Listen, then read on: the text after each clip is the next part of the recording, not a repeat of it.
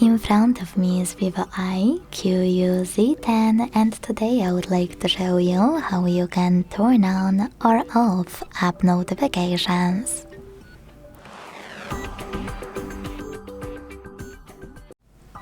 Begin by going into Devices Settings.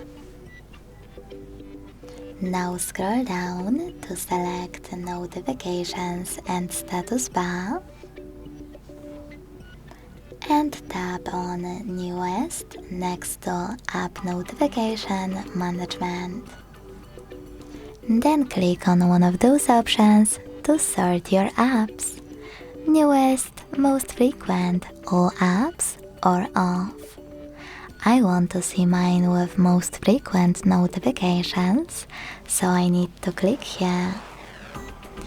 Following that, use blue switches next to your apps to block notifications from them, or white ones to turn them back on.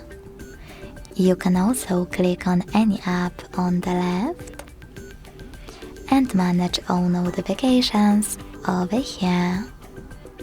If you wish to, you can also go back and use those three dots to tap on Show System Apps and manage notifications of them as well.